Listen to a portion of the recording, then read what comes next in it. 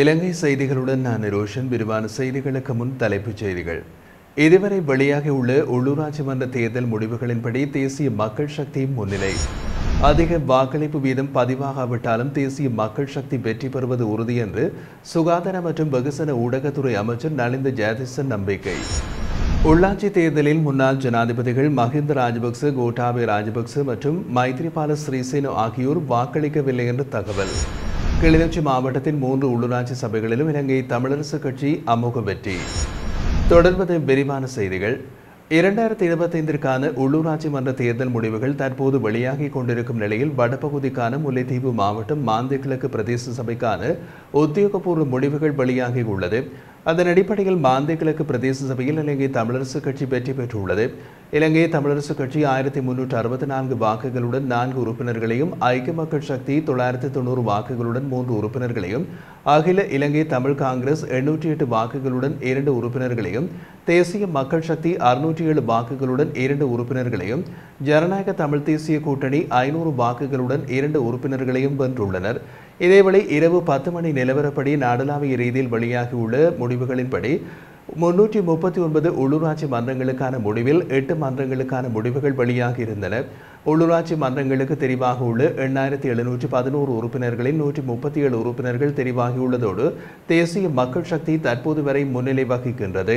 அதன்படி நாடளாவிய ரீதியில் தேசிய மக்கள் சக்தி 27,191 வாக்குகளை பெற்ற 58 ஆசனங்களையும், ஐக்கிய மக்கள் சக்தி 17,249 வாக்குகளுடன் 35 ஆசனங்களையும், ஸ்ரீலங்கா பொதுஜன பெரமுன 7,588 வாக்குகளுடன் 13 ஆசனங்களையும் பெற்றுள்ளது.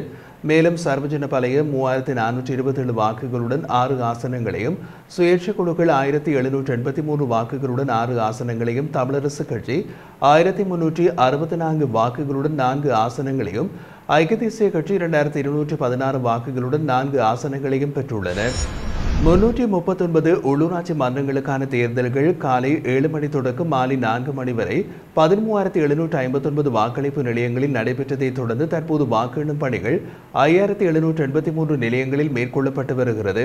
இந்த நிலையில் முன்னைய தேர்தல்கள் போன்று இன்றைய உள்ளூராட்சி மன்ற தேர்தலில் தபால் வாக்குகள் தனியாக எண்ணப்படாது. வாக்குப்பெட்டிகளுடன் சேர்த்து அந்தந்த வாக்குச்சாவடிகளுக்கான தபால் வாக்குகளும் வாக்குச்சாவடி பொறுப்பதிகாரிகளிடம் ஒப்படைக்கப்பட்ட நிலையில் ஒவ்வொரு உள்ளூராட்சி மன்றத்திற்குமான மொத்த வாக்குகளின் எண்ணிக்கை இம்முறை அறிவிக்கப்பட்டு வருகிறது. இது 2018ஆம் ஆண்டு உள்ளூராட்சி தேர்தலுக்கு பின்னர் நடைபெறும் முதலாவது உள்ளாட்சி தேர்தல் என்பதோடு தேசிய மக்கள் சக்தி அரசாங்கத்தின் காலத்தில் நடைபெறுவதால் முக்கியத்துவம் பெற்றுள்ளது. இந்த நிலையில் வாக்களிப்பு நிலையங்களில் பாதுகாப்பு நடவடிக்கைகளுக்காக பல போலீஸ் உத்தியோகத்தர்கள் கடமைகளில் ஈடுபட்டிருந்ததைப் போலவே வாக்கெண்ணும் நிலையங்களிலும் பாதுகாப்பு நடவடிக்கைகளுக்காக போலீஸ் உத்தியோகத்தர்கள் மற்றும் போலீஸ் விசேட அதிரடிப்படையினர் கடமையில் ஈடுபடுத்தப்பட்டுள்ளார்கள். தேர்தல் முடிவுகள் வெளியிடப்படும் வேளையிலும் பாதுகாப்பு நடவடிக்கைகளுக்காக போலீஸ் உத்தியோகத்தர்கள் மற்றும் போலீஸ் விசேட அதிரடிப்படையினர் கடமைகளில் ஈடுபடுத்தப்பட்டுள்ள நிலையில் இந்த காலப்பகுதியில் தேர்தல் சட்டங்களை மீறுபவர்கள் மற்றும் வன்முறைகளில் ஈடுபடுபவர்கள் கைது செய்யப்பட்டு நீதிமன்றத்தில் ஆஜர்படுத்தப்படுவார்கள் என்று போலீஸ் ஊடக பேச்சாளர் மேலும் தெரிவித்தார். இதேவேளை இன்றைய உள்ளாட்சி தேர்தலில் முன்னாள் ஜனாதிபதிகள் மஹிந்த ராஜபக்ச, கோட்டாபய ராஜபக்ச மற்றும் மைத்ரிபால சிறிசேன ஆகியோர் வாக்களிக்கவில்லை. முன்னாள் தலைவர்களின் வருகைக்காக நிருபர்கள் காத்திருந்த போது ஸ்ரீசேன, கோட்டாபய மற்றும் மஹிந்த ராஜபக்ச ஆகியோர் வாக்களிக்க வரவில்லை என்று தெரிவிக்கப்படுகிறது. ஜனாதிபதி தேர்தல் மற்றும் பொது தேர்தலை போல அதிக வாக்களிப்பு வீதம் பதிவாகாவிட்டாலும் தேசிய மக்கள் சக்தி வெற்றி பெறுவது உறுதி என்று சுகாதார மற்றும் வெகுசன ஊடகத்துறை அமைச்சர் நலிந்த ஜெயதிச தெரிவித்துள்ளார். வாக்களித்த பின் ஊடகங்களிடம் கருத்து வெளியிட்ட அவர், இந்த உள்ளூராட்சி மன்ற தேர்தலில் புதிய அரசாங்கம் பொறுப்பேற்ற பின்னர் நடைபெறும் முதல் கட்ட தேர்தலாகும். கடந்த 6 மாதங்களில் தேசிய மக்கள் சக்தி அரசாங்கம் மேற்கொண்ட நடவடிக்கைகள் மக்களால் நன்கு புரிந்து கொள்ளப்பட்டுள்ளது. பொருளாதாரம் கட்டியெழுப்பப்பட்டுள்ளது. மக்களது வாழ்க்கை சுமைகள் குறைக்கப்பட்டுள்ளன என்று கூறினார். பொருளாதாரம் இப்போது நிலைத்திருப்பதால் வாழ்வாதார சிக்கல்கள் குறைந்துள்ளன. எதிர்வரும் 4 ஆண்டுகளில் கிராம அபிவிருத்தியை வலுப்படுத்த தேவையான ஆட்சி பலத்தை கைகொடுக்க மக்கள் தயாராக உள்ளார்கள் என்ற நம்பிக்கை உள்ளது. இதுவரை இல்லாத வகையில் வெற்றியை காணப்போகிறோம் என்றார். அதேவேளை ஒருவரை ஒருவர் மாறுபட்டவர்களாக காட்டி பின்னால் ஒன்றிணைந்து அரசு மீது பொய்யான பிரச்சாரம் செய்த எதிர்க்கட்சிகள் இப்போது மக்களிடம் உரிய பாடம் கற்றுக்கொள்ளப் போகிறது. உள்ளூராட்சி தேர்தலில் வாக்களிப்பு வீதம் குறைவது வழக்கமானது.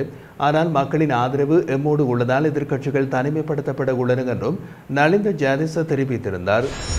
கிளிநொச்சி மாவட்டத்தின் 3 உள்ளூராட்சி சபைகளிலும் இலங்கை தமிழரசு கட்சி வெற்றி பெற்றுள்ளது. கரச்சி, பூநகரி, பச்சிலைப்பள்ளி பிரதேச சபைகளில் அநேக வட்டாரங்களில் இலங்கை தமிழரசு கட்சி வென்றது. இதேபோல் இதுவரை ஸ்ரீதரன் தரப்புக்கு பெரும் சவாலாக விளங்கிய சந்திரகுமார் தலைமையிலான சமத்துவ கட்சி பெரும் சரிவினை சந்தித்துள்ளது. கரச்சி பிரதேச சபையில் இலங்கை தமிழரசு கட்சி 20 வட்டாரங்களிலும், ஐக்கிய மக்கள் சக்தி 1 வட்டாரத்திலும் வெற்றி பெற்றுள்ளது. பூநகரி பிரதேச சபையில் 10 வட்டாரங்களில் இலங்கை தமிழரசு கட்சி வெற்றி கட்டியுள்ள அதே நேரம் ஏபிடிபி 1 வட்டாரத்தில் வெற்றி பெற்றது. பச்சிலைப்பள்ளி பிரதேச சபையில் 6 வட்டாரங்களில் இலங்கை தமிழரசு கட்சியும் ஜனநாயக தமிழ் தேசிய கூட்டணி, தேசிய மக்கள் சக்தி ஆகியன தலா ஒவ்வொரு ஆசனத்தை பெற்றுள்ளது. இந்த பிரதேச சபைகளுக்கான விகிதாசார வேட்பாளர்கள் இன்னமும் அறிவிக்கப்படவில்லை என்பதும் குறிப்பிடத்தக்கது. நடைபெற்று முடிந்த உள்ளூராட்சி சபை தேர்தல் முடிவுகளில் பெரும்பாலான சபைகளில் இலங்கை தமிழரசு கட்சி முன்னிலை பெற்றுள்ள நிலையில் இலங்கை தமிழரசு கட்சியின் பொதுச் செயலாளர் ஜனாதிபதி சட்டத்தரணி M.A. சுமந்திரன் நன்றி தெரிவித்துள்ளார். பாராளுமன்ற தேர்தலில் குறிப்பாக யாழ்ப்பாணத்தில் ஏற்பட்ட பின்னடைவுக்கு பிறகு மீண்டும் மக்களது ஆதரவை தமிழ் கட்சிகள் பெற்றுக் கொண்டதில் பெருமிதம் கொள்ளும் அதே வேளையில் நாம் எமது மக்களது நம்பிக்கை வீண் போகாமல் காத்திரமாக சேவை செய்வோம் என்று உறுதியளிப்பதாகவும் கூறினார். அதே நேரம் அகில இலங்கை ரீதியில் வெளியான உத்தியோகபூர்வற்ற முடிவுகளின்படி, அதாவது வாக்கெண்ணும் நிலையத்திலிருந்து வெளியான தரவுகளின் அடிப்படையில் யாழ் மாவட்டத்தில் யாழ் மாநகர சபையில் தமிழ் தேசிய மக்கள் முன்னணி முன்னிலையில் உள்ளது. யாழ் மாநகர சபையில் தமிழ் தேசிய மக்கள் முன்னணி 27 வட்டாரங்களில் இதுவரை 11 வட்டாரங்களில் வெற்றி பெற்றுள்ளது. தமிழரசு கட்சி 9 வட்டாரங்களில் வெற்றி பெற்றுள்ளது. யாழ் மாநகர சபை 1ஆம் வட்டாரம், 3ஆம் வட்டாரம், 4ஆம் வட்டாரம், 6, 7, 8, 9, 10, 11 மற்றும் 16, 24வது வட்டாரங்களில் தமிழ் தேசிய மக்கள் முன்னணி வெற்றி பெற்றுள்ளது. சுதந்திரமான மற்றும் நியாயமான தேர்தலுக்கான மக்கள் நடவடிக்கை அமைப்பு பிப்ரவரி வெளியிட்ட அறிக்கையின்படி 2025 உள்ளூராட்சி மன்ற தேர்தலில் வாக்களிப்பு வீதம் 55 தொடக்கம் 60% மட்டுமே இருந்தது. தேர்தல் நாளில் 119 புகார்கள் கிடைத்துள்ளதாக தெரிவித்த பிப்ரவரி அதில் 60 புகார்கள் உறுதிப்படுத்தப்பட்டதாகவும் 39 குற்றச்சாட்டுகள் உறுதியாகவில்லை என்றும் குறிப்பிட்டது. இந்த 119 புகார்களில் 116 பேர் தேர்தல் சட்டங்களை மீறியதாக இருந்தனர். அதில் சட்டவிரோதமாக தேர்தல் பிரச்சாரம் நடத்துதல் மற்றும் வாக்காளர்களை செல்வாக்கு செலுத்த முயற்சித்தல் உள்ளிட்ட விவகாரங்கள் அடங்கும். ரத்தேகம, கோட்டை, யாழ்ப்பாணம், கிளிநொச்சி, அனுராதபுரம், ஹம்பாந்தோட்டை, கொழும்பு, காலி, மாத்தறை உள்ளிட்ட பல்வேறு பகுதிகளில் இந்த தேர்தல் சட்ட மீறல்கள் பதிவாகியுள்ளது. மேலும் நுரைச்சோலை, புத்தளம் மற்றும் தரணியாக்கல பகுதிகளில் தாக்குதல்களாக 3 வன்முறை சம்பவங்கள் ஏற்பட்டுள்ளது. இவை தவிர தேர்தல் நாளில் வாக்குப்பதிவு சீர்குலைக்கும் வகையில் எதுவும் நடக்கவில்லை என்றும் வாக்களிப்பு செயல்முறைகள் மற்றும் மேலாண்மை ஒழுங்காக நடைபெற்றதாகவும் பிப்ரவரி அமைப்பு தெரிவிக்கின்றது. முன்னாள் ஜனாதிபதி ரணில் விக்ரமசிங்கே 2 நாள் விஜயமாக வரும் வியாழக்கிழமை இந்தியா செல்லவுள்ளார். இது கடந்த ஆண்டு செப்டம்பர் மாதம் நடைபெற்ற ஜனாதிபதி தேர்தலுக்கு பின் அவர் மேற்கொள்ளும் 4வது இந்திய பயணமாகும். இந்தியாவின் கர்நாடக மாநிலம் பெங்களூரில் நடைபெறும் தி இந்து நாளிதழின் 5வது பதிப்பு விழாவில் சிறப்புரையாற்ற அவர் அழைக்கப்பட்டுள்ளார்.